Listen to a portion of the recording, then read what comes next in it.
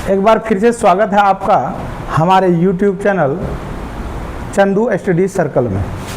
आज हम बात करेंगे, हम अपने चैनल के अकॉर्डिंग ही टॉपिक लाए हैं सर्कल, वृत्त की चर्चाएं करेंगे। वृत्त में तो यूँ तो कहा जाए, वृत्त में बहुत सारी चीज़ हैं। वृत्त में थ्योरम आता है, ज्यामिति आती है, और ही वृत्त में बहुत सारी बातें हैं पढ़ने के लिए। लेकिन आज जो हम बात करेंगे, वृत्त के कुछ टॉपिक पर चर्चा करेंगे। कुछ टॉपिक पर चर्चा करेंगे तो वह है वृत्त की परिभाषा। हम चर्चा करेंगे विस्तृत रूप से वृत्त की परिभाषा पर चर्चा करेंगे, फिर वृत्त की त्रिज्या और व्यास की चर्चा करेंगे, वृत्त की परिधि की चर्चा करेंगे, फिर वृत्त का क्षेत्रफल की चर्चा करेंगे, वृत्त की स्पर्श रेखाएं की चर्चा करेंगे, वृत्त की जीवा की चर्चा करेंगे, वृत्त का त्रिज्यखंड की चर्चा करेंगे, वृत्तखंड की चर्चा करेंगे और चाप की चर्चा करेंगे। तो आगे यूँ तो बहुत सारी पढ़ने, आप लोग कभी ना कभी वृत्त से संबंधित कुछ चीज़ें जाने होंगे, सीखे होंगे, जानते ही होंगे। मुझे उम्मीद है अगर नहीं भी जानते हैं तो कोई बात नहीं, आज एक बेहतर कॉन्सेप्ट मिलेगा। मैं उम्मीद करता हूं कि हमारे जो हम वीडियो बना रहे हैं, जो दिखा रहे हैं, जो आपको दे रहे हैं, जो आप समझाने का प्रयास कर रहे हैं, आप बेहतर तरीके से समझ पाएंगे। ध्यानपूर्वक आप सुनेंगे और कॉपी कलम लेकर बैठेंगे, और आपके सारे डाउट्स मैं क्लियर करवा दूंगा और सारे कंसेप्ट पूर्ण रूप से क्लियर होगा। और हम कुछ परिभाषाएं भी दे करके, कुछ परिभाषाएं तो देंगे ही, उसके साथ साथ कुछ उदाहरण देकर जो है हम चीज़ों को अच्छी तरह से समझने का प्रयास करेंगे।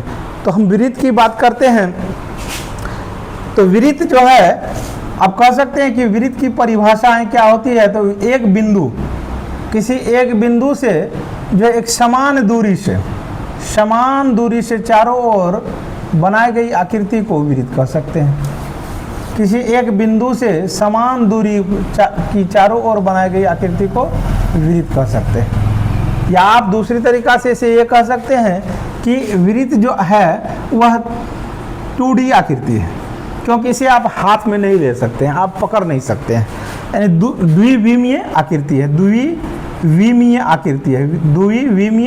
आकृति है।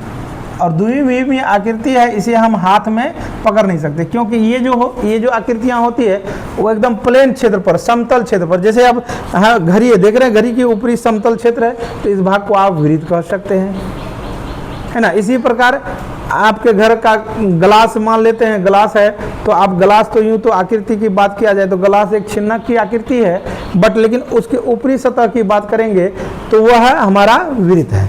इसलिए हम कहते हैं कि वृत्त किसे कहते हैं। पहली परिभाषाएं होती है कि वृत्त किसे कहते हैं। तो वृत्त गोलाकार समतल क्षेत्र को वृत्त कहते हैं, गोलाकार समतल क्षेत्र को वृत्त कहते हैं,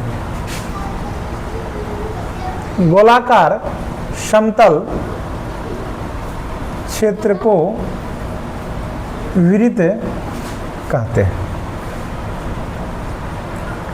आप इसे अच्छी तरह से समझ सकते हैं कि जो ये वृत्त की आकृति है, जो फिगर है, इस फिगर में देखिए कि ये गोल है और फिर किसी समतल क्षेत्र पर है, किसी समतल क्षेत्र पर, इसलिए इसे कह सकते हैं गोलाकार समतल क्षेत्र को वृत्त कहते हैं। दूसरी तरीका से अगर बात करें तो हम लिखेंगे किसी बिंदु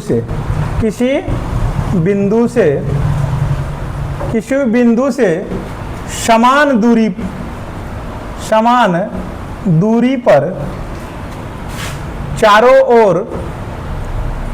ओर खींची गई आकृति को वृत्त कहते हैं।